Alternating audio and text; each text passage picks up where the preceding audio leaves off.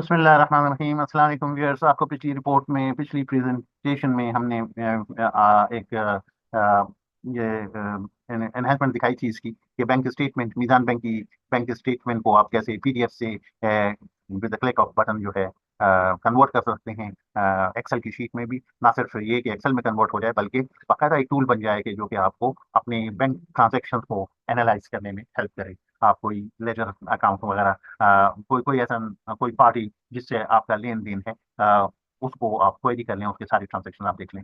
या कोई चार्जेस आप के हुए हैं तो कब कब कितने चार्जेस या टैक्स या एफडीआर को के चार्जेस कहते हैं काटे हैं बैंक में, तो वो लिस्ट हो गया आपके सामने आ जाए।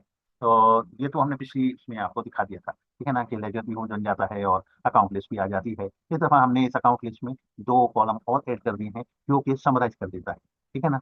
हम सम यहाँ पर ये फार्मूला हमने डाल दिया, इसको समराइज कर देंगे तो इसको नीचे कॉपी कर देंगे, ठीक है ना। सिर्फ ये दो फार्मूले जो है ये आपकी जो bank statement, converted bank statement के इन दो कॉलम्स को देख रहे हैं, ठीक है ना। और इस पार्टी को सम इस सेल में देखते हैं, जैसे ये आता है तो उसका टोटल करके आपको ये जो है आपके यहाँ पर समराइज करके देंगे। तो आगे ऊपर जो आप दो जीरो देख रहे हैं, ये मेक श्योर कर रहा है कि ये ठीक के कोई डिफरेंस ना हो। अगर ये कोई इसमें जीरो से हट के कोई वैल्यू आई, इसका मतलब है कोई अकाउंट या तो मिसिंग है, ठीक है ना। जिसकी वजह से ये टोटल यहाँ का मैच नहीं कर रहा जो है बैंक स्टेटमेंट में, right? तो इसको भी हमने चेक कर लिया। और ये इसमें हमने इस में ये जो अकाउंट लॉजिक की एक शीट बनाई है जो कि अकाउंट डिटरमिन करने के लिए ऑटोमेटिकली चेक करता है कि किसी भी ट्रांजैक्शन में अगर ये चीज आ रही है तो जो है अकाउंट नंबर ये डाल देगा, ठीक है ना। बिलफर्ज यहाँ पर किसी भी ट्रांजैक्शन में CHG चार्जेस डॉट PKR आएगा और फिर चेक करेगा क्या FBR टैक्स भी आ रहा है, तो फिर इनके इन दैट केस जो अकाउंट जो है वो ये आ जाएगा। कहाँ आएगा? इधर लाएगा, जो आपकी जो अकाउंट की जो यहाँ पे मार्किंग करता है। यहाँ तक तो ये पूरे बैंक स्टेटमेंट से उठा के ले आता है रनिंग टेबल वगैरह।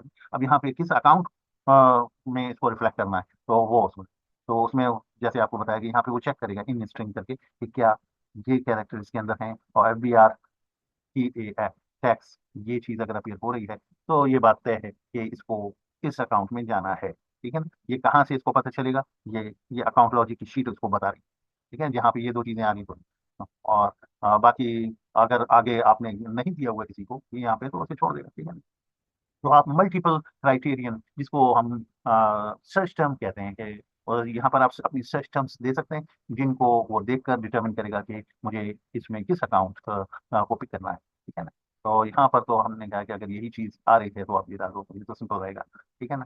तो इस तरह से हमने ये चीज यहाँ पे बनाई है। तो आइए इसको अब हम रन करके देखते हैं, ठीक है ना। तरीका वही है, कोई स्टेप्स में कोई तब्दीली नहीं आई है। सिर्फ हमने एक एनहेंसमेंट इसमें ये कर ली है कि अकाउंट लॉजिक जो है वो डाली है, और अकाउंट लॉजिक को और हमने कोड के जरिए से कैटर किया है। अगर हम कोड आपको दिखाएं, ये देखें, ये अकाउंट लॉजिक की शीट से डिटरमिन कर रहा है कि अगर जो है इन स्ट्रिंग कर करके उसने देख लिया कि वो सिलेक्टेड डिस्क्रिप्शन के अंदर ये चीज पाई गई तो वेटेज दे देगा, और अगर वो वेटेज है तो आपको अकाउंट नंबर ये मिल जाएगा। अदरवाइज जो है वो चेक करेगा, नहीं तो फिर आपसे वो पूछेगा कि जनाब आप ये कोई नया अकाउंट आ गया है तो आप उसमें एंटर करें। तो उसमें अकाउंट पहले भी आपको हमने यहाँ पे ये दिखाया था कि नया अकाउंट आप चूज कर सकते हैं। अब हमने सर्च टर्म्स 2, 3 एंड 4 ये डाल दिए कि आप जितनी सर्च टर्म्स चाहें, दो तीन आप वो डाल दें ताकि वो क्वालिफाई हो जाए कि कौन सा अकाउंट आपको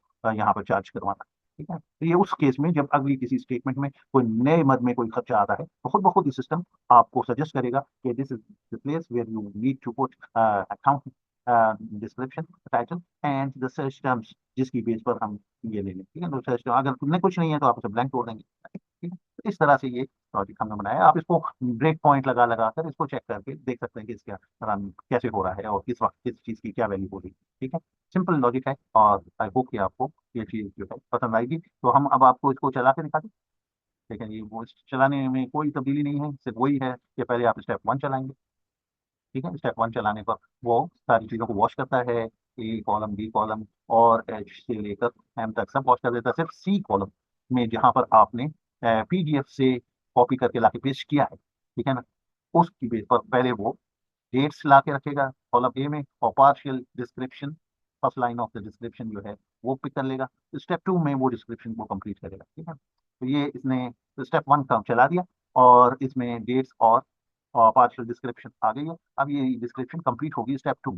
स्टेप 2 में उसने इनकी डिस्क्रिप्शन को भी कंप्लीट किया, और इसकी अमाउंट्स को भी निकाल के बाहर रख दिया था कि वन लाइनर हो जाए स्टेप 3। तो स्टेप 3 जो है जब हम चलाएंगे तो आप ये डीबी कंप्लीट हो जाएगी, ठीक है ना। तो आप देखेंगे कि इसने ये चीज सक्सेसफुली कर लिया है। और अब आप इसको, तो ये आप देख रहे हैं, ठीक है ना, इसने जो है ये चीजें यहाँ पे कर ली। अब स्टेप 3 जो है वो इसको लेके आपको जो है वो भी कर लेगा, मतलब कि वन लाइन मैनर में भी ले आएगा, और जो है अकाउंट्स भी एडिशन कर लेगा। अगर जरूरत पड़ी तो आपसे वो पूछेगा कि ये एक नया ट्रांजेक्शन आ गया है जो कि नहीं पाया जा रहा अकाउंट लॉजिक में, तो वो आपसे उसमें एंट्री करवाएगा।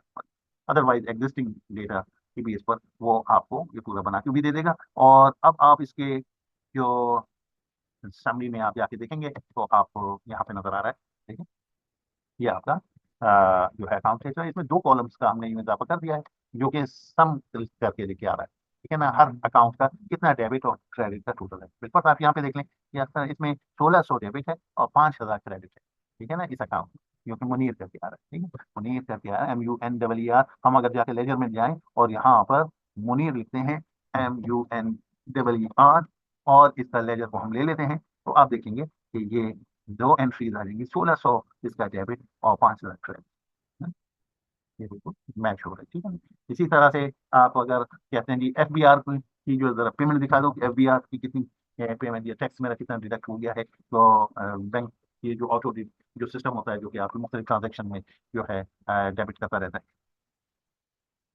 ये FBR से रिलेटेड सारी एंट्री वो ट्रांजेक्शन जिसके अंदर FBR आ रहा है, वो सारी जो है वो आप किसी अकाउंट पार्टी को से जिसको आपसे पेमेंट लेना देना है, तो आप अगर यहाँ पे देखें तो ये आपको ऐसी ट्रांजेक्शन जिसमें अबरार नाम के आ रहा हो, तो उसकी सारी ट्रांजेक्शन, उसकी डेट, उसकी registration, ये सारी चीज़ आपको दिखाई। तो ये एक अच्छा टूल आपका बन गया है, जो कि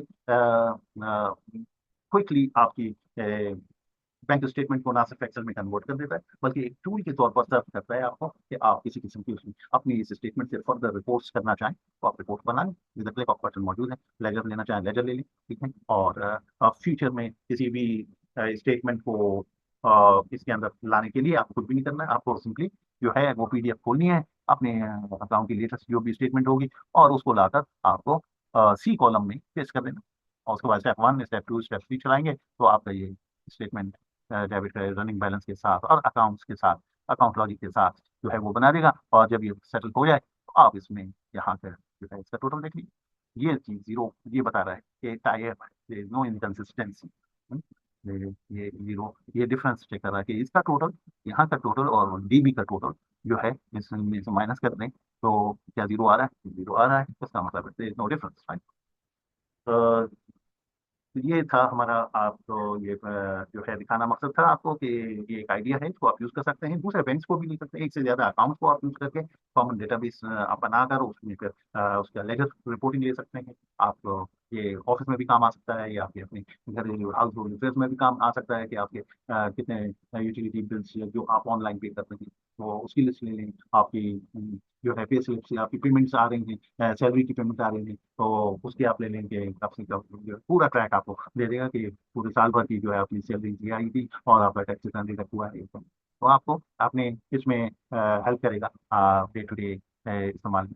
और आप अपने ऑफिस में भी इसे इस्तेमाल कर सकते हैं, ऑफिस के बैंक अकाउंट को इस्तेमाल करें या किसी और से, ठीक है। तो आई होप कि आपको ये चीज़ पसंद आई होगी, तो प्लीज़ लाइक और कमेंट जरूर कीजिएगा और शेयर जरूर कीजिएगा, सब्सक्राइब करें। Thank you.